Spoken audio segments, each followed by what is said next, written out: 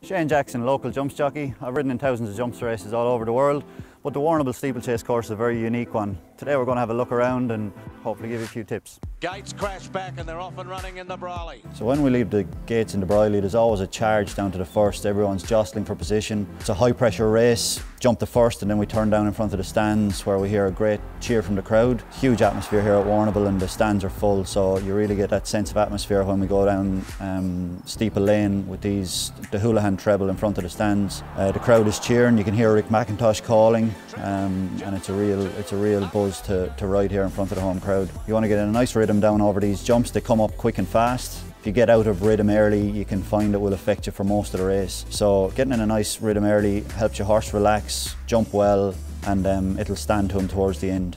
So as we're heading for Briley Paddock, there's a rise in the track. This sometimes can be the first of the tricky ones. We jump the last fence on the course proper, and as you can see, the ground rises till we get to the road, and approaching this fence you can't really see it until you drop off there. There's a sand cover across the road. We all try to aim for the inside of the fence. Sometimes horses can have a bit of a look because they don't see it until about 4 strides away.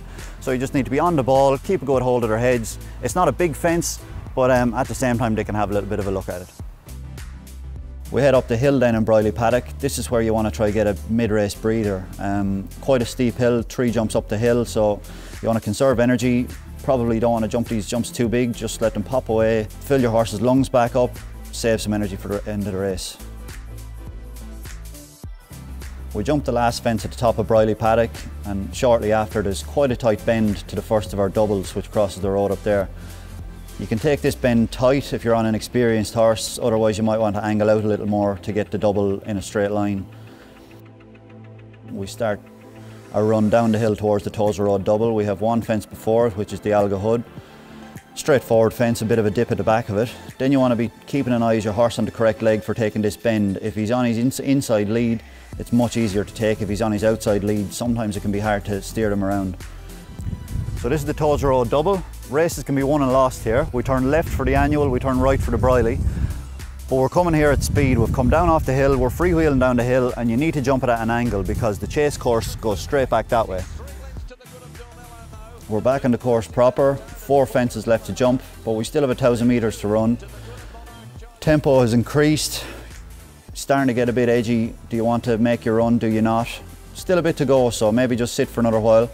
The second last and the last come up quick. They're on a bend, so your horse needs to be balanced. Jump the second last well, turn a tight bend to the last. It comes up quick after the bend. The last 400 metres of the race, you can really hear the crowd start to erupt. Rick McIntosh is going mad in the commentary box. You know, you're trying to get the most out of your horse. Sometimes the straight seems never ending if you're in front and getting tired. Sometimes it doesn't seem long enough if you're trying to make ground and the winner is kicked clear. But it's an amazing place over May Carnival, and to ride a winner in one of the features is unbelievable.